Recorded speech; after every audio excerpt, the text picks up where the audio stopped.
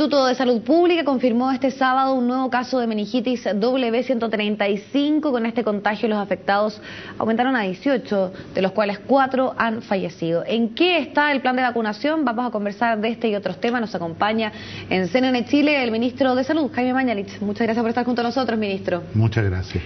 Bueno, partamos hablando de la meningitis W135. ¿En qué está? ¿Hay un plan de reforzar la vacunación? ¿Cómo está esta implementación para partir? Para hablar de los temas de salud, ministro. Lo primero que uno tiene que volver a insistir es que nosotros estamos frente a un microbio nuevo en nuestro país, no nuevo en el mundo, se conoce hace muchísimos años, pero que ha llegado hace poco tiempo, el año pasado en particular, a Chile, y lo ha hecho para quedarse. Y este microbio produce una enfermedad extraordinariamente grave. De cada 4 personas que se enferman, una fallece.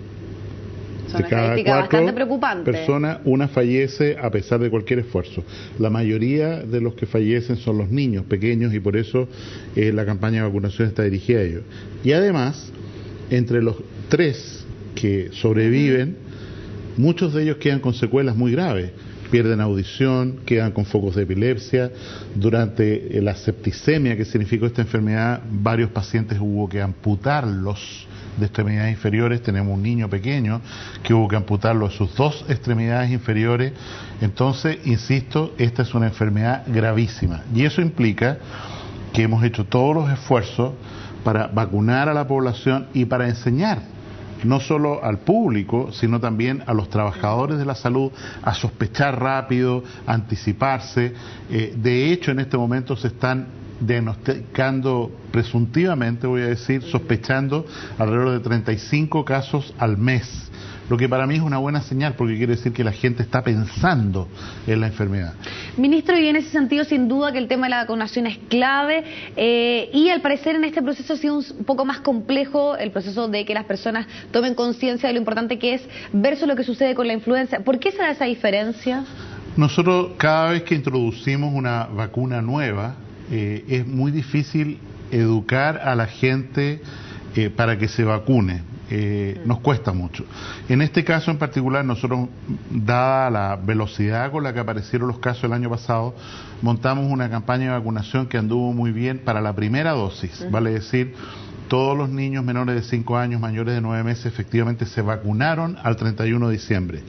¿Y cuál es el problema? Y lo vuelvo a insistir, los niños que en el momento que se recibieron la primera dosis tenían menos de 2 años, o sea, estaban entre 9 meses y 2 años de edad, necesitan una segunda dosis. Eso hemos logrado andar bastante bien. Y lo tercero, que es donde hemos tenido más problemas, es que la gente entienda que todo niño que cumple 9 meses, que son 20.000 niños por mes, todos los niños que cumplen 9 meses tienen que recibir la primera dosis y luego la segunda dosis. Y es en este grupo donde estamos llegando solo a la mitad de los niños que cumplen 9 meses. Y es por eso que ya desde la semana pasada, y nos ha ido bien en eso, salimos de los consultorios a vacunar en los jardines infantiles y sala cuna a todos los niños que cumplían 9 meses y no estaban protegidos todavía por la vacuna. Hay un tema también que tiene que ver, claro, usted dice hay un plan acá por parte del sistema de salud público, pero también hemos visto que esta no es una vacuna barata, o sea, finalmente las personas que, por ejemplo, quieren acceder a ella, ya sea a través de las clínicas, tienen que pagar un alto costo, y ahí hay diferencias sustanciales, estamos hablando de precios que tienen ahí una diferencia importante, de acuerdo un poco también a los costos que manejan ustedes al momento de comprar la vacuna. En particular, ¿qué sucede ahí? Me quedo un segundo más en W135. Sí. Nosotros hoy día anunciamos una ampliación del programa de vacunación a propósito de una paciente que se recupera satisfactoriamente en el Hospital de El Salvador y que es auxiliar de salud, es personal de salud de un centro de salud familiar. Y lo que hemos dicho es que a partir del 1 de junio vamos a empezar a vacunar adicionalmente a todo el personal de salud que tiene contacto directo con niños que pueden ser portadores de esta enfermedad, y eso es nuevo, no lo teníamos contemplado. Respecto al precio de la vacuna, el día viernes recién pasado hicimos un anuncio con el director del CERNAC que se refiere a las vacunas de influenza. La vacuna de W135 al Estado le cuesta 15.000 pesos, una vacuna muy cara. Es gratuita para todos los grupos que queremos vacunar entre 9 meses de edad y 5 años, nadie les puede cobrar.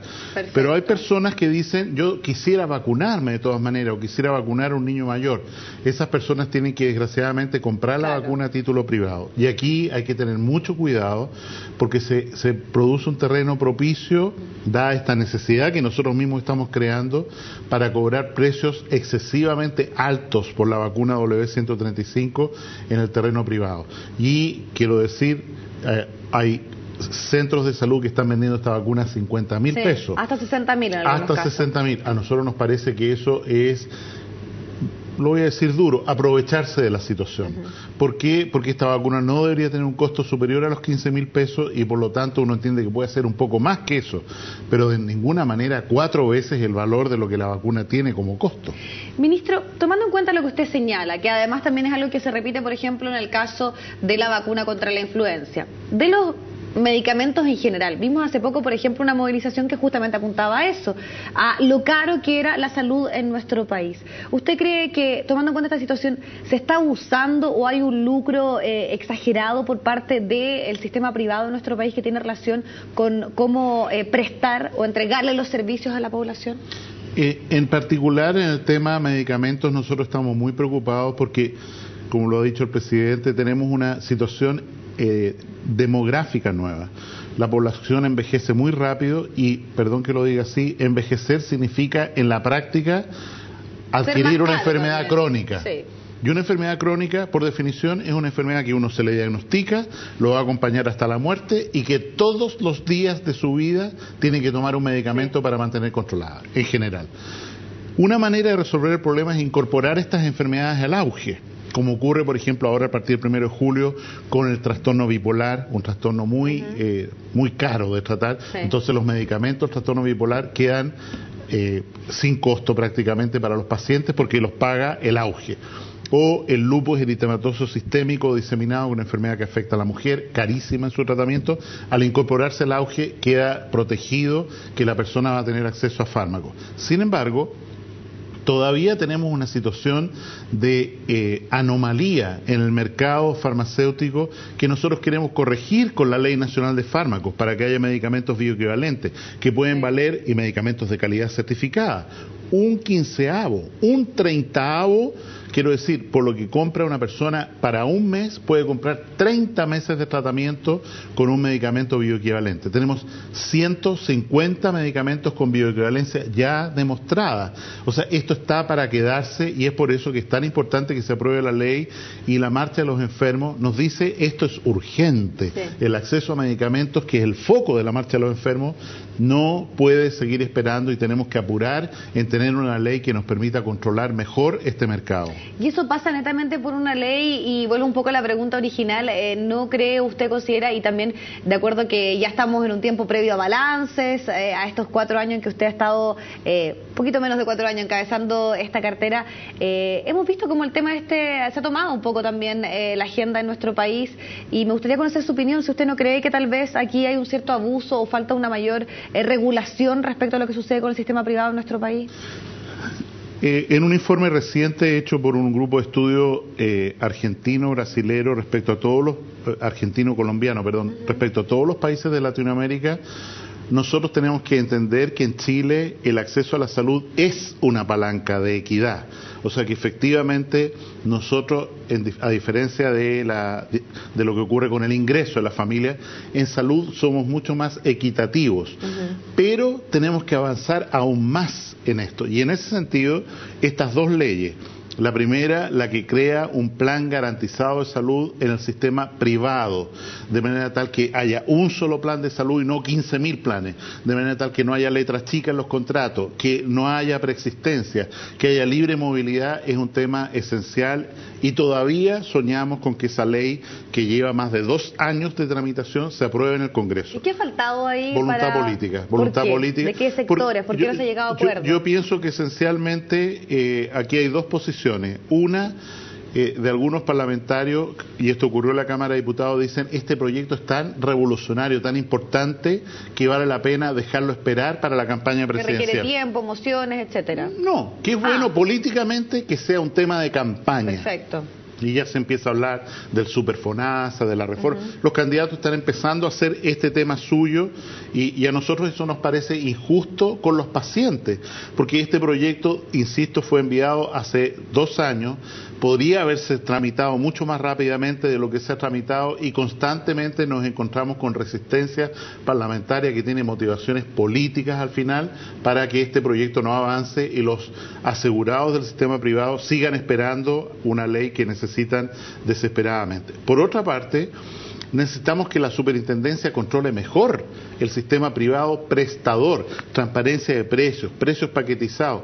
Y yo entiendo que los superintendentes han hecho los mejores esfuerzos por la vía de la autorregulación, pero eso no ha funcionado. No tenemos colaboración para avanzar por la vía de la autorregulación y por eso necesitamos una ley que le dé a la superintendencia claramente el imperio para poder actuar y proteger a los ciudadanos. Ministro, en ese sentido, usted no ha tenido tapujos ni ningún problema, por ejemplo, en denunciar muchas veces cuando se están tramitando ciertas leyes el lobby que ejercen, por ejemplo, el caso de las tabacaleras, de las empresas farmacéuticas. En este caso en puntual, cuando sabemos que hay un cuestionamiento a las ISAPRES en general respecto, por ejemplo, a las alzas, usted señalaba las diferencias que hay en los planes de salud. Cuando se está tramitando esta ley, ¿hay también presión de las ISAPRES? Tremendas. Y yo creo que es una posición suicida de las ISAPRES, porque el único otro paso que se va a proponer, y yo lo repito porque se ha dicho, es un superfonasa. Vale decir que toda la contribución del 7% de salud vaya solo a FONASA y que las ISAPRES dejen de recibir la cotización del 7%. Ese es el paso siguiente. A nosotros nos parece que es un despropósito. ¿Por qué? Porque nuestro país necesita un sistema mixto de salud, necesita seguros privados de salud, necesita seguros complementarios de salud, pero las aseguradoras privadas tienen que asegurar un corazón, un plan garantizado mínimo que sea equivalente para todos. ¿Y con qué terminamos? Con que nos demoramos. El Tribunal Constitucional está viendo ahora la constitucionalidad del alza al precio base del plan complementario. Ya sabemos lo que ocurrió con la tabla de factores. Sabemos que por la falta de ley al final el Poder Judicial está teniendo que entrar en un rol de colegislador, de interpretar las leyes, cosa que es absurdo, porque es los colegisladores, que es el Poder Ejecutivo y el Poder Parlamentario, el Poder Legislativo, quienes tienen que hacer leyes para la certidumbre jurídica de los ciudadanos, y eso no está ocurriendo en el mundo de las ISAPRES. ¿Y dado ese escenario, usted cree que al final de la administración del presidente Sebastián Piñera vamos a tener esta ley? Yo soy poco optimista. Y lo he dicho en todos los tonos, y soy poco optimista porque lo que queda por hacer con esta ley es mucho. Tengo que agradecer a todos los 5 senadores de la Comisión de Salud, de oposición y de gobierno, que han trabajado intensamente por sacar este proyecto adelante, y de hecho avanzamos bastante rápido. Pero insisto, creo que llevar esto a la sala del Senado y de vuelta a la Cámara de Diputados para una aprobación relativamente rápida requiere un acuerdo político, mirando de cara a los ciudadanos, que estamos lejos de alcanzar. Ahora, hablemos un poco, porque justamente estamos tocando temas que tienen relación con lo que pueda suceder prontamente con la cuenta pública. Ahí, ¿qué expectativas hay? ¿Vamos a tener anuncios importantes? ¿Hay algo que nos pudiese adelantar? Porque finalmente sabemos que también, obviamente, en el caso de la salud, por ejemplo, la incorporación de nuevas enfermedades al plan Auge, son parte de los temas a destacar por el presidente de la República. Entonces me gustaría saber qué podríamos esperar de la cuenta pública este 21 de mayo en relación a su cartera. Yo pienso que esta cuenta pública, por ser la última, tiene un carácter de cuenta de gestión de gobierno, y en ese sentido yo estoy seguro que el presidente va a señalar los logros en salud en materia de reconstrucción, de construcción hospitalaria, de formación de especialistas, de incorporación de diferentes vacunas a los programas nacionales, de alimentación complementaria, la tremenda reforma que ha existido en la gestión de FONASA, que hoy día en realidad es una institución virtuosa, muy diferente a lo que teníamos antes, lo que nos ha ocurrido con Senabast, la Central Nacional de Abastecimiento, ¿no es cierto?, aquella que tenía la imagen de los ratones, del fraude, hoy día es una central moderna, con tecnología efectiva para comprar muy barato, y en ese sentido yo espero que todos esos logros estén presentes en el anuncio.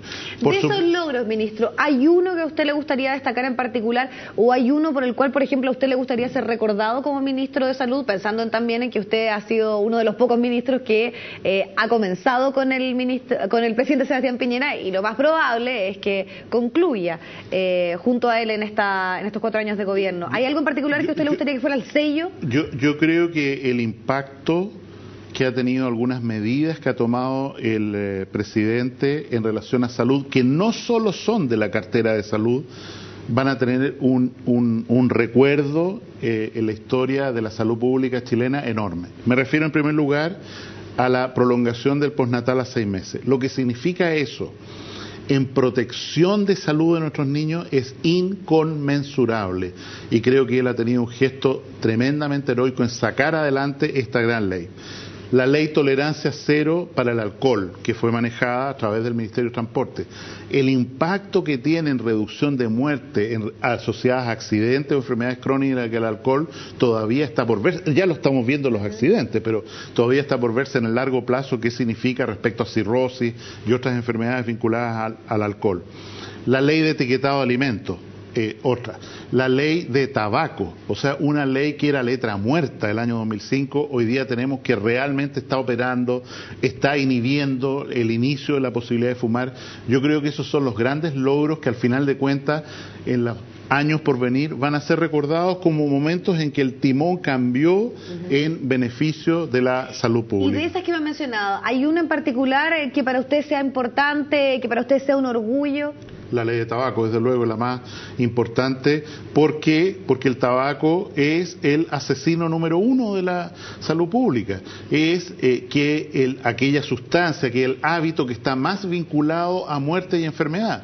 Entonces, haber subido, porque aquellas acciones, los impuestos al tabaco en la forma que se ha subido, en que la práctica de una cajetilla de tabaco hoy día vale el doble de lo que costaba al principio el gobierno.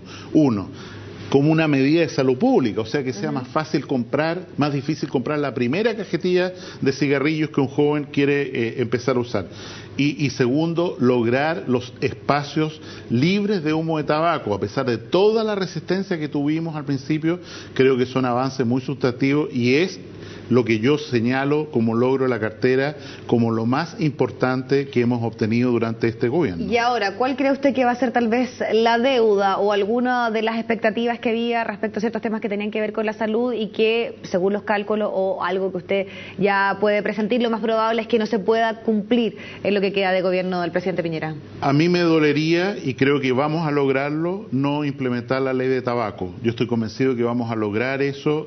Falta poco trámite legislativo, la ley de fármacos, perdón, lograr, ¿no es cierto?, medicamentos de calidad al menor costo posible y ponernos en una situación del mercado internacional, o sea que la gente paga mucho menos por un tratamiento de una enfermedad crónica. Creo que es algo, si no ocurriera, sería terriblemente lamentable.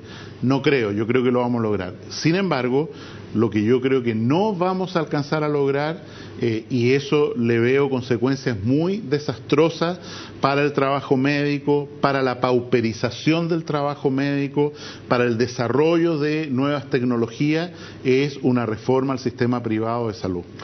Ministro, si bien la cuenta pública obviamente no es el fin de la administración de Sebastián Piñera, sí podríamos decir es la última rendición que le hace a toda la ciudadanía. Desde ese punto de vista, ¿usted queda conforme con la labor que ha tenido durante estos años a la cabeza de la cartera de salud? Si usted, por ejemplo, tuviese que, yo sé que es complejo, ponerse una nota, por ejemplo, ¿qué evaluación hace de estos años en los cuales usted está encabezando este ministerio? Voy a partir por lo más simple. Para mí ha sido un desafío extraordinario y lo he pasado muy bien. Perdón que lo diga de esa manera personalista.